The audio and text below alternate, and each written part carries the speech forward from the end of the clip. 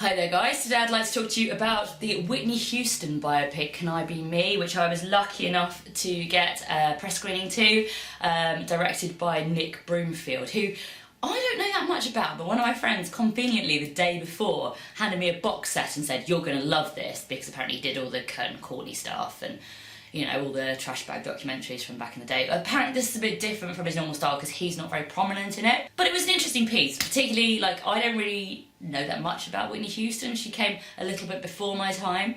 I was obviously aware of her, and I was aware that she was famous for being a bit of a drug addict, but there was a lot of stuff there that I didn't know about her that I found very interesting. For example, apparently she started taking drugs when she was in her early teens, like 12, 13, with her family, which was an incredibly Christian family. So there's this weird kind of disconnect between the moralistic Christianity and that she used to sing gospel, but the fact that she was quite clearly a drug addict from a very young age. Something that her extremely religious family weren't so keen on was the fact that she probably was at least bisexual, if not a lesbian. Her assistant, Robin, for most of her career, was totally shunned, and, you know, it wasn't acceptable for her to feel that way, you know, if she did, but it seems very likely that she had a thing with Robin.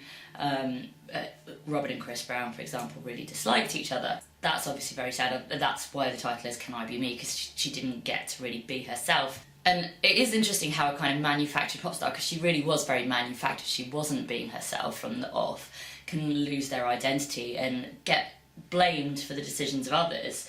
In this case, she was kind of treated as a bit of an outcast by the black community, because she was doing white music, I guess, at the time. A really interesting moment that I didn't know about that seemed quite revelatory at the Soul Train Awards, where she got booed, and that seemed to be a moment from where the stuff spiralled. I found it particularly relevant as well with this kind of X Factor generation where manufactured pop stars are just taken for granted. That's how we do it these days. It was mostly shown in archive footage and current interviews with people who, you know, were around her at the time, and it painted an interesting picture, but I felt like there was a lot more to be said. And I mean, it wasn't a short film, but I still feel like there were certain topics that didn't go into enough depth. For me, her toxic relationship with the serial cheater that is Bobby Brown, and apparently he was the one that introduced alcohol to this already toxic kind of drug balance. But yeah, the later years towards the end kind of felt skimmed over. Her daughter's death was pretty much not mentioned. It was sad though, seeing how much she clearly adored Bobby Brown in the old footage.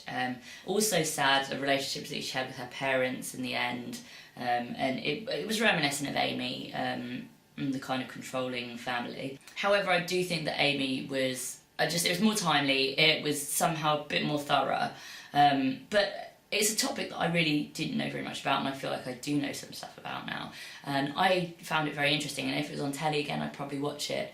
So thank you very much for having me along. But what did you guys think? Did you like it, or do you think they could have improved it? Let me know in the comments, and don't forget to subscribe to my channel.